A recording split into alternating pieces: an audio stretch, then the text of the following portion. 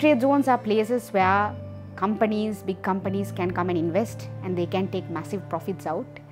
But there is no investment for the country as in terms of workers, in terms of people.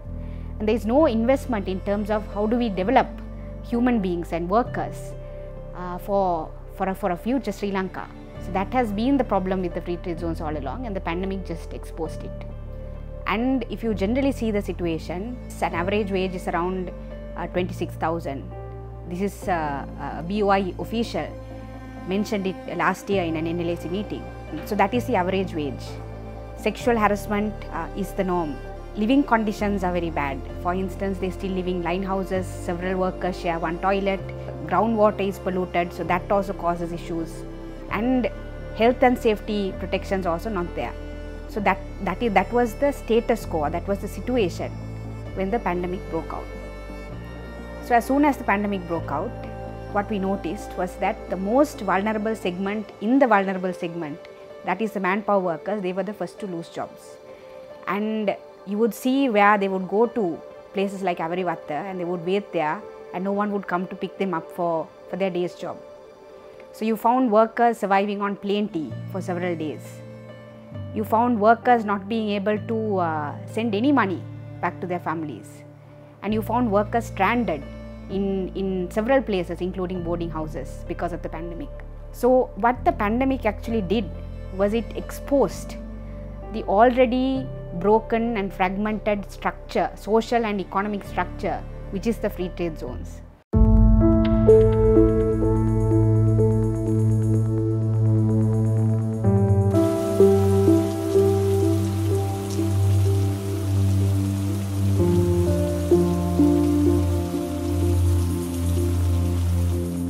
සමහර වෙලාවට අපේ අතින් පොඩි damage වෙනවා.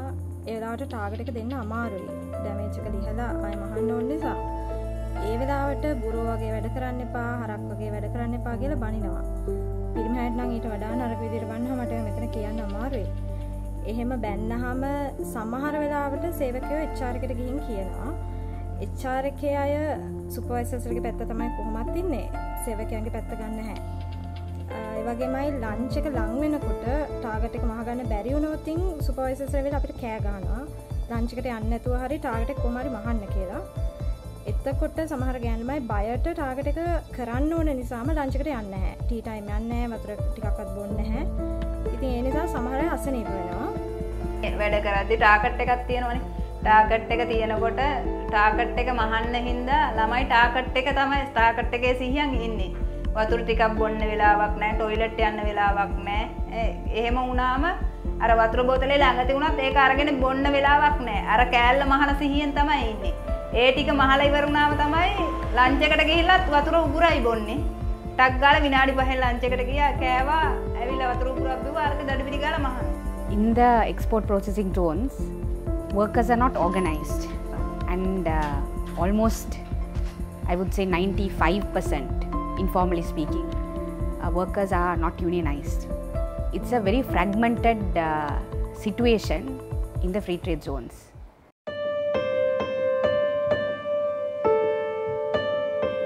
ඒ වගේ එකක් අපේ ෆැක්ටරියේ නැහැ.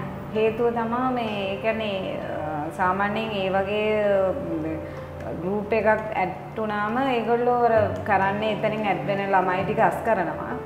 ඒවත් එක ළමයි මේ අර එතන පොට පඩි හොඳ නිසා මේ ළමයි කැමති නෑ ඒ වගේ මේව කරන්න.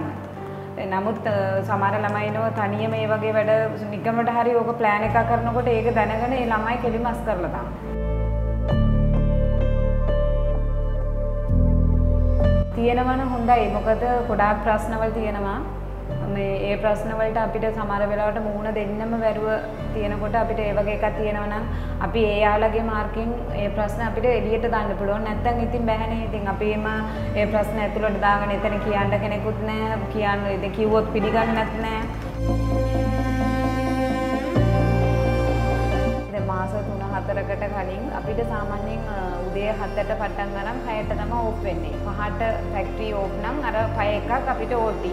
සමහර වෙලාවට මේ අපි ඉන්න සෙක්ෂන් එකේ රෑ 9-10 වෙනකම් ඒත් වැඩ තියෙනවා. ඉරිදා දවස්වලත් වැඩ තිබ්බා. ඒ වෙලාවට අපිට සාමාන්‍යයෙන් මේ මාසයකට පඩි ගන්න පුළුවන් 60ක් 65ක් වගේ. මේ ප්‍රශ්නත් එක්ක අපිට සෙනසුරාදාත් වැඩ නැති වුණා. සමහර වෙලාවට තින් සේවා නැහැ කියලා තවස් 5ක් 6ක් නිවාඩුත් දුන්නා. එක්කෙනෙක් නෙවෙයි කෑ ගන්නේ ලයින් සුපර්වයිසර් කෑ ගන්නවා. දැන් එතන වැඩ නැති වෙනකොට ඉස්සරහට මැනේජර් ඇවිල්ලා කෑ ගන්නවා. එක එකනා ඇවිල්ලා කෑ ගන්නවා එතන. ඊට පස්සේ එතනින් ඇත්තට එපා වෙනවා කියන්නේ රසාවත් එපා වෙනවා. ඒවත් එක්ක මේ සමහර වෙලාවට අඩනවා අපි. ඒ කියන්නේ මේ වොෂ්රූම් යන්න වෙලාව නැහැ, වතුර ටිකක් බොන්න වෙලාව නැහැ. මේවත් එක්ක කැමරට ගියොත් එහෙම ඇවිල්ලා ඩකලා විනාඩි 5න් කාලා ඉවර වෙලා ඩකලා අපි මේ වැඩ ටික කරනවා. ඒක තමයි හේතුව තමයි අපිට ඒ ටාගට් ටික ඉක්මනින් ඉවර කරන්න ඕන නිසා. We don't have anti-harassment laws in Sri Lanka, and harassment in workplaces is the norm. I mean, harassment is part and parcel of the production process.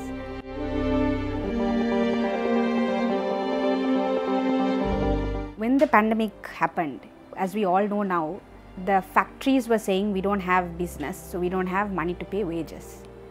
For workers, because they were only paid half their wages, and several workers lost their jobs, including manpower workers who could not earn during the pandemic. When they moved into an economic crisis, they did not have savings, they did not have a buffer to protect themselves from an economic crisis. මුලින්ම job එකට ගියේ ඇන්සල් ආයතනේ අවුරුදු 5ක් මම රස්සාව කළා ඒ මෑන් power. ඊට පස්සේ අන්තිමේට මෑන් පවර් ළමයි අයින් කරා ඇන්සල් ආයතනේ. කම්පැනි ළමයි විතරක් තියාගත්තා. මම මෑන් පවර් යන්නේ ඒ දවසේ පඩි අරගෙන එදාට කොහොමද ජීවත් වෙන්න. ඒ වගේම බෝඩින් පීස් දෙන්න ඕනේ. දුකයි කියන්නත් මම මාස 2ක් විතර බෝඩිමේ ගොඩාක් දුක් විඳා. සල්ලි නැතුව රස්සාවක් හොයාගෙන කඩු වෙලේ ඉඳලා කලාපි ගාට පයින් ගියා මම. අඩුමනේ බස් එක යනවා රුපියලක්වත් තිබ්බේ නෑ මගේ අතේ. ඇත්තටම කිව්වොත් දැන් මේ තාත්තේ එක්කලා රස්සා ගොඩක් අඩුයි. මම පව වුණා සෑහෙන ගොඩක් අඩුයි. ගොඩක්ම පැට්‍රි වල උදේට කෑම ෆ්‍රී දෙනවා හින්දා ගොඩක් ගැටලුවක් එන්නේ. පවණක් කට්ටිය මේ ඉතින් උදේ කාලා දවල්ට කන්නේ නැහැ ඉතින්. හවස තේක වුණා තේකෙත් ප්‍රශ්නයක් තියෙනවා. දැන් මෑන් පව කට්ටියට ප්ලේන් ටී විතරයි. දැන් මොනවද කන්නේ දැන් සෝටි තරම් මොනවද නේ ඒක දෙන්නේ නැහැ. තේ ප්ලේන් ටී විතරයි බොන්න දුන්නා. උදේට පාන් එහෙම තියෙන පාන් ඒව දෙන්නෙත් නැහැ බත් තමයි දෙන්නේ. බත් තියෙනවා. හොදි යන මොනවද පමක් ඒක තියෙනවා. හොදි බෙදා ගන්න දෙන්නේ. අර තියෙන එක විතරයි දාන්නේ. යාලා දෙන්නේ එක විතරයි වෙනම අපිට බෙදාන කන්න බෑ.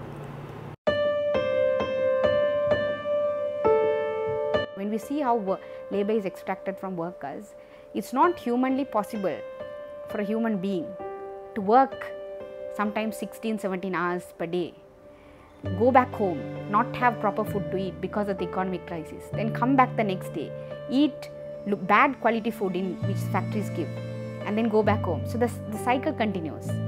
So this is why the unions have been demanding for occupational safety laws, for better working conditions, for better food to be given in factories, particularly when a country is going into an economic crisis. And of course, anti-harassment laws, because forcing someone to work overtime is also harassment.